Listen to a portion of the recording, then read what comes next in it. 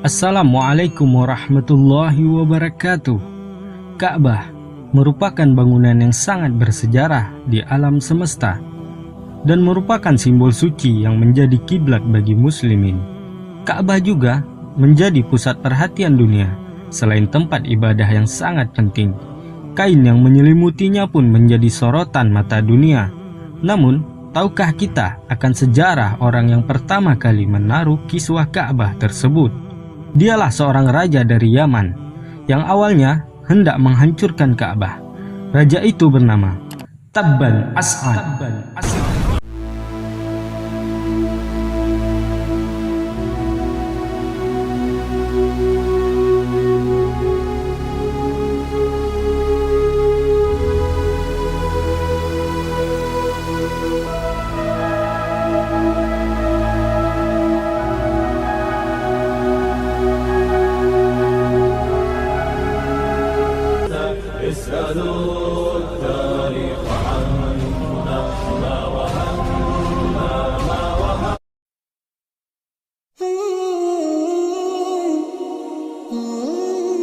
Beliau seorang raja di Yaman, atau dikenal dengan Raja Tuba, yakni suatu kaum yang suku tersebut menyematkan namanya.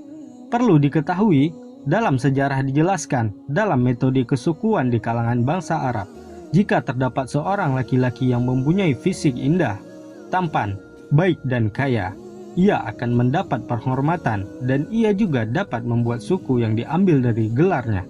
Seperti contoh, suku Quraisy yang diambil dari gelar seorang yang bernama Fihr bin Malik, atau jika kita sebutkan Muhammad sallallahu alaihi wasallam bin Abdullah bin Abdul Muttalib bin Hashim bin Abdul Manaf bin Qusay bin Kilab bin Murrah bin Ka'ab bin Lu'ay bin Ghalib bin Fihr bin Malik bin Nadar bin Kinanah bin Khuzaimah bin Mudrikah bin Ilyas bin Mudar bin Nizar bin Ma'ad bin Adnan bin Uda bin Udada bin Al-Haisa bin Nabat bin Hamad bin Khaizar bin Ismail alaihissalam bin Ibrahim alaihissalam.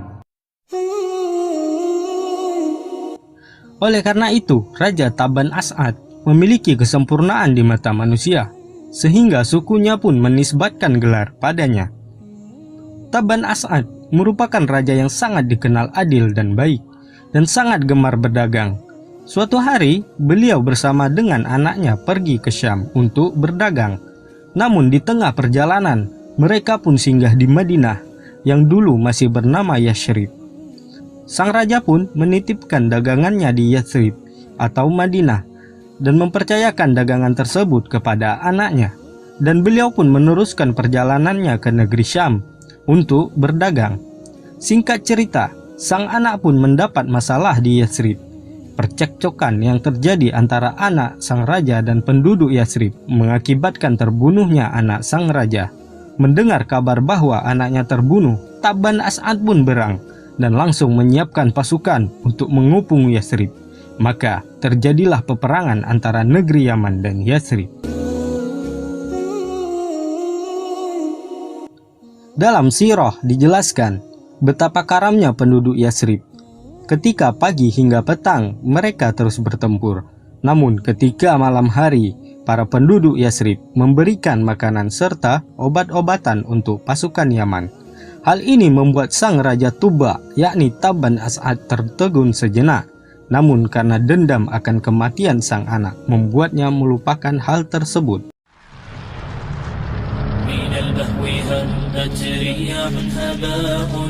Singkat cerita, di tengah peperangan, datanglah dua orang pendeta Yahudi dengan membawa Taurat dan langsung menemui sang raja untuk menyampaikan hal yang membuat sang raja menghentikan peperangan dan menarik mundur pasukannya. Kedua pendeta itu berkata, "Apakah engkau Raja Tuba?" Sang raja menjawab, "Iya benar."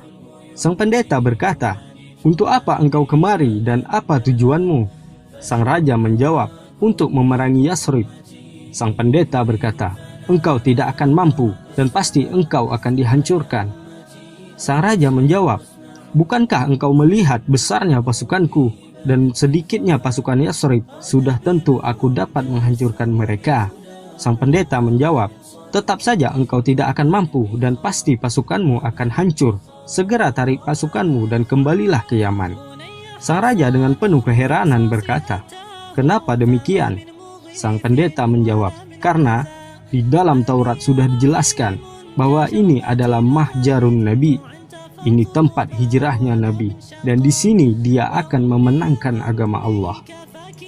Inilah bukti bahwa dalam agama Yahudi hingga Nasrani sekalipun telah dijelaskan akan kedatangan Nabi akhir zaman, tetapi mereka sering mengingkarinya. Allah Subhanahu wa Ta'ala berfirman, ingatlah ketika Isa ibnu Maryam berkata, hai Bani Israel, sesungguhnya aku adalah utusan Allah kepadamu, membenarkan kitab sebelumku, yaitu Taurat, dan memberi kabar gembira dengan datangnya seorang rasul yang akan datang sesudahku, yang namanya Ahmad atau Muhammad. Maka tatkala rasul itu datang kepada mereka dan membawa bukti-bukti yang nyata, mereka berkata, ini adalah sihir yang nyata. Al-Quran Surat As-Saff ayat 6. Di ayat lain Allah Subhanahu wa Ta'ala berfirman, ketika telah datang kepada mereka apa yang telah mereka ketahui, mereka lalu ingkar kepadanya. Laknat Allah lah atas orang-orang yang ingkar itu. Alangkah buruknya hasil perbuatan mereka yang menjual dirinya sendiri dengan kekafiran kepada apa yang telah diturunkan Allah. Karena dengki Allah telah menurunkan karunia-Nya kepada siapa yang dikehendakinya di antara hamba-hambanya. Al-Quran Surat Al-Baqarah ayat 89 sampai 90.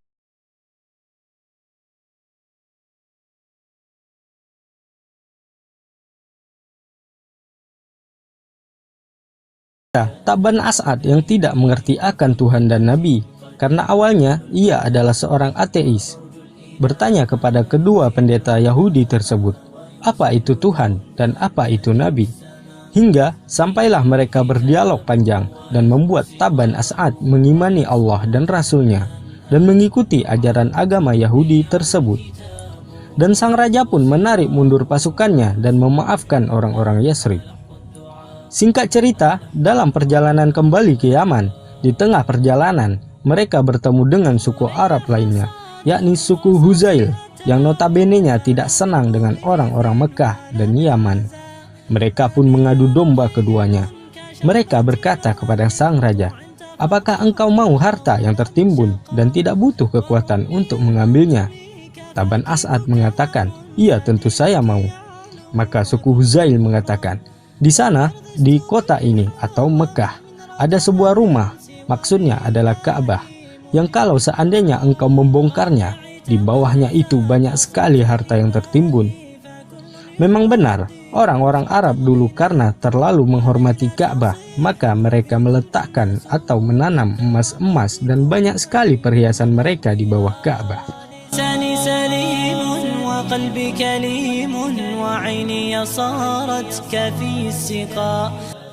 Dengan obsesi keduniaannya, sang raja pun menyiapkan pasukan yang ada dengan segala keyakinan dan kekuatannya. Ia pun menggerakkan pasukannya menuju arah Mekah dan siap untuk mengambil harta tersebut. Melihat kejadian tersebut, sang pendeta pun langsung menghampiri sang raja dan berkata, wahai raja, hendak kemana Anda? Sang raja menjawab, saya ingin ke kota itu, kota di mana terdapat rumah yang di bawahnya tertimbun harta yang melimpah. Yang dimaksud adalah Ka'bah. Kedua pendeta Yahudi itu pun langsung berkata, wahai raja, sesungguhnya suku Huzail hendak menjebakmu dan ingin menghancurkanmu. Kami tidak pernah tahu ada rumah Allah di muka bumi selain tempat tersebut atau Mekah. Dan jika engkau menyerang tempat tersebut, sudah pasti sang pemiliknya akan menghancurkanmu. Sang raja pun gemetar mendengar jawaban tersebut dan bertanya apa yang harus dia lakukan di tempat itu. Kedua pendeta tersebut berkata, tawaflah di rumah itu dan hormatilah. Sang raja berkata, bagaimana dengan kalian? Bukankah kalian seorang pendeta? Pendeta Yahudi itu menjawab, kami adalah pendeta-pendeta yang tidak layak tawaf di situ, sementara banyak berhala-berhala di sekitarnya.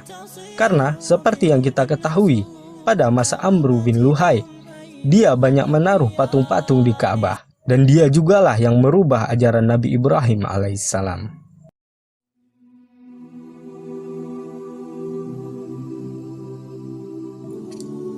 Singkat cerita, sampailah Taban As'ad di kota Mekah, dan beliau pun melaksanakan anjuran kedua pendeta tersebut, yaitu tawaf.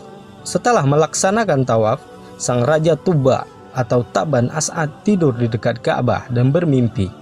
Di dalam mimpinya, ia meletakkan kain di atas Ka'bah yang kita kenal dengan kiswah.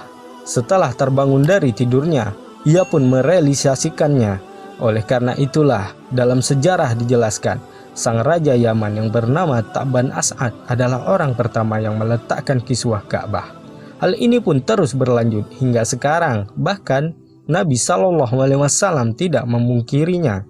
Bahkan para sahabat hingga ulama sampai hari ini pun terus menjalankan apa yang dilakukan Taban As'ad. Inilah sejarah yang dapat kita ambil pelajaran, bagaimana hidayah mengantarkan pemiliknya hingga berbekas namanya dalam sejarah dunia. Namun, suatu pelajaran juga tentang bagaimana telah disebutkan secara lengkap dalam kitab Taurat dan Injil bahwa akan ada Nabi akhir zaman. Namun, setelah kehadiran Nabi akhir zaman yang mereka tunggu-tunggu tampak di depan mata mereka, mereka pun mengingkarinya sehingga membuat Allah murka kepada mereka. Tidaklah hal tersebut karena kepercayaan, melainkan karena hal dunia.